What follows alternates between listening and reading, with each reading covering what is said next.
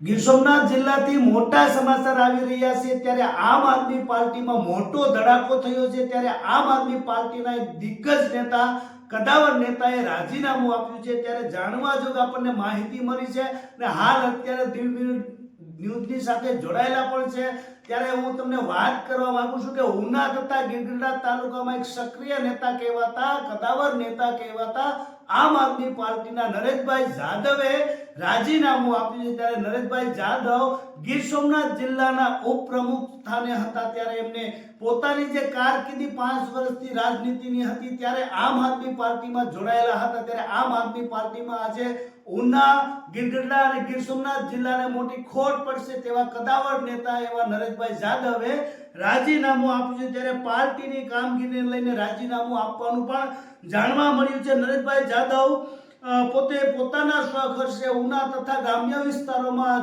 જ્યારે હોય ત્યારે પોતાની બળથી પાર્ટી માટે કામગીરી કર્યું છે અને હાલ તેને પોતાએ ભ્રષ્ટાચાર વિરોધી પણ ઘણા કેસો ખુલ્લા કર્યા છે ભ્રષ્ટાચારને પણ ખુલ્લો કર્યું છે ત્યારે નરેશભાઈ જાદવે રાજીનામું આપ્યું છે ત્યારે ઉના તથા ગીરગઢડા તાલુકાના હરેક ગામડાઓમાં નરેશભાઈ જાદવની બોલબાલા હાલતી હતી ત્યારે આમ આદમી પાર્ટીની બોલબાલા હાલતી હતી ત્યારે એ કદાવર નેતા ગણાતા હોય ત્યારે આમ આદમી પાર્ટીમાં એક મોટો ધડાકો થયો છે ત્યારે આમ આદમી પાર્ટીને પણ નરેશભાઈ જાદવ વિશે પણ વિચારવું છે કે આમ આદમી પાર્ટીમાંથી આજે નરેશભાઈ જાદવે રાજીનામું આપ્યું છે ઉના ગીરગઢડાના ગ્રામ્ય વિસ્તારોમાં આમ આદમી પાર્ટીમાં મોટો ધડાકો થયો છે ત્યારે હાલ અત્યારે પાર્ટીમાંથી જે રાજીનામું આપ્યાનું કારણ છે તે આપણે નરેશભાઈને જ પૂછીશું નરેશભાઈ આપણી સાથે જોડાયેલા છે ત્યારે ખાસ કરીને નરેશભાઈ આપનું રાજીનામું આપવાનું કારણ છે?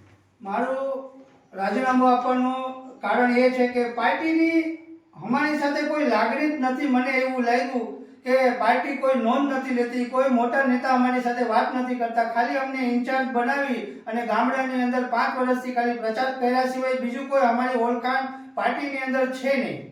પાર્ટી સાથે આપ કેટલા વર્ષોથી જોડાયા? પાર્ટી સાથે હું 2020 થી જોડાયેલો છું.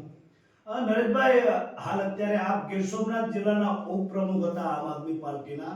આપની સાથ ગીરગઢડા, ગીર સોમનાથ તથા ઉના વિસ્તારોમાં, ગ્રામ્ય વિસ્તારોમાં કદાવર નેતા તરીકે હતી. શું કહેશો આજે એ સાથ વિશે?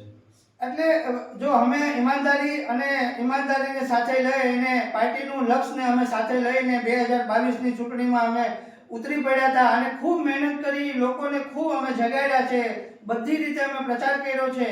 પણ જે મારી સાથે જોડાયેલા આ જે 2 તાલુકાની અંદર કમથી કમ નહીં તો 150 કાર્યકર્તા મારી સાથે હોઈ શકે છે, પણ એવી ખોજ નથી કરતી પાર્ટી કે ભાઈ કોણ મહેનત કરે છે અને કોણ નથી કરતું. બીજું એક કહેવાનું એ છે કે મને હવે ખબર પડી છે કે અમારા સ્વખર્ચે અમે મહેનત કરીએ છીએ, કામ કરીએ છીએ, સમય આપીએ છીએ, અમે અમારા બિઝનેસને, અમારા ફેમિલીને અમે સમય નથી આપતા, એટલો સમય અમે પાર્ટીને આપીએ છીએ.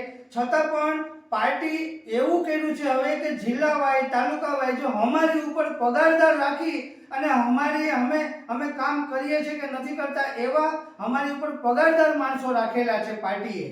નરેશભાઈ, રાજીનામું આજે આપ્યું છે તમે, પરંતુ તમારી નીચે જે જોડાયેલા જે લોકો છે આમ આદમી સાથે, એમને આપ તરફથી સંદેશ શું આપવા માંગશો? હું એમને એ સંદેશો આપવા માંગુ છું કે હવે જો સારું કામ કરવાનું હોય અને સારી રીતે કામ કરવાનું હોય તો આ પાર્ટી આપણે આ રીતે ક્યાંય પણ કામમાં આવવાની નથી. કારણ કે પાર્ટી જ્યારે મોટી મોટી સભાઓની અંદર એવું કહે છે કે અમે ઈમાનદાર, પછી અમે બધાને સાથે લઈને અમે સર્વ સમાજને સાથે રાખીને ચાલવાવાળી પાર્ટી છે, તો એવું કંઈ છે નહીં.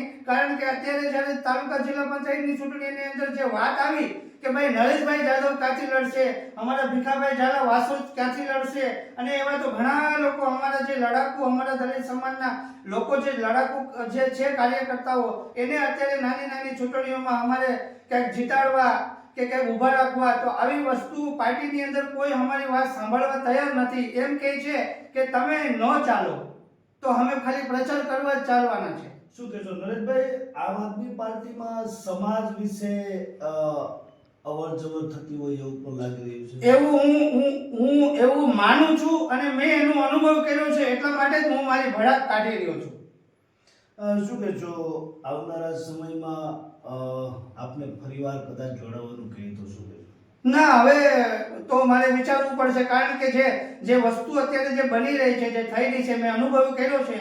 અત્યારે 5 વર્ષ કોઈ માણસ કોઈ પણ પાર્ટી માટે ઈમાનદારીને પોતાના પૈસે ખર્ચો કરી અને પાર્ટીને કામ ધંધો છોડીને 24 કલાક જે સમય આપતો હોય એવો માણસ એક ખાલી નરેશભાઈ જાદવ એની સાથે જોડાયેલા કાર્યકર્તાઓની ખોજ ન થતી હોય, એને કોઈ સ્થાન દેવામાં ન આવતું હોય અને એને ક્યાંય જીતાડવા માટે થઈને પાર્ટીના નેતા કોઈ પ્રચાર કરવા ન આવતા હોય. બીજું તમને એક કહી દઉં કે જ્યારે અત્યારે ચૂંટણીની અત્યારે સમજી લો કે તાલુકા જિલ્લા પંચાયતની ચૂંટણીની અંદર એ લોકોએ મુહૂર્તિયા નક્કી કરવાના છે, એ પણ એ લોકો આપતા નથી કે ભાઈ અમે એને સાથે લઈને પ્રચાર કરીએ. એવા માણસો પણ એ લોકો પાસે છે નહીં, તો એ પણ અમારે ગોતવાના છે. તો એ અમે ક્યાંથી ગોતશું, કારણ કે અમને તો એ ઊભા રાખવાના નથી. નરેશભાઈ, ગયા સમયમાં આપણે ભૂતકાળમાં પણ ઘણા જ ભ્રષ્ટાચારોને ખુલ્લા કર્યા છે, ત્યારે આમ આદમી સાથે જોડાઈને તમે આ ભ્રષ્ટાચારોને ખુલ્લા કર્યા છે, શું કહેશો? હવે પછીના લડાયકુ નેતા તમારી જગ્યાએ કોઈ આવશે તો આ રીતની કામગીરી કરશે કે કેમ? મને નથી લાગતું કે એટલો બધી કોઈ રિસ્ક લઈ પોતાનું જીવન ખતરામાં નાખી અને પોતાના ગામ માટે હોય. મેં મારા ગામ માટે પણ ઘણી હરજીઓ કરી, તમારી દ્વારા પણ ઘણી, તમારી ચેનલોમાં મારા ઘણા વિડીયો હશે, મેં ઘણી હરજીઓ કરી. ગામડાઓની અંદર ભ્રષ્ટાચારનો રાફડો ફાટેલો છે એના વિશે બોલ્યો, હું ઉનાની નગરપાલિકા વિશે બોલ્યો, હું બધી પાર્ટી માટે તેને વિરોધ કર્યો, ઘણી બધી વસ્તુઓનો મેં ખુલાસો કર્યો છે. મારી પાસે કમથી કમ માહિતી 700 થી 800 કરોડ રૂપિયાની માહિતી મારી પાસે પોતાના સ્વખર્ચે મહેનત કરી અને બધી પંચાયતોની અંદર આજ જો તમને જોવા મળે તો ગામડાની અંદર હું પોતે જાઉં છું, તમે પણ પત્રકાર તરીકે જાઓ છો, તો તમને કેટલી હદે કામગીરી ક્યાંય દેખાય છે તમને? આની અમે ખુલાસો કરીએ એટલો અમે રિસ્ક લઈએ છીએ કે અમે આમ આદમી પાર્ટીના માણસો છે, અને છતાં અમારી કોઈ જો ઓળખાણ ન હોય, અમારી કોઈ ખાણ ન હોય અને અમને નેતા ન બનાવવા માંગતા હોય પાર્ટી અને ખાલી કાર્યકર્તા પ્રચાર કરવા માટે રાખે, તો આવી રીતના નરેશભાઈ જાદવ ક્યારેય કામ નહીં કરે. નરેશભાઈ, આપ ગીર સોમનાથ જિલ્લાના ઉપપ્રમુખ હતા, આપે રાજીનામું આપ્યું છે.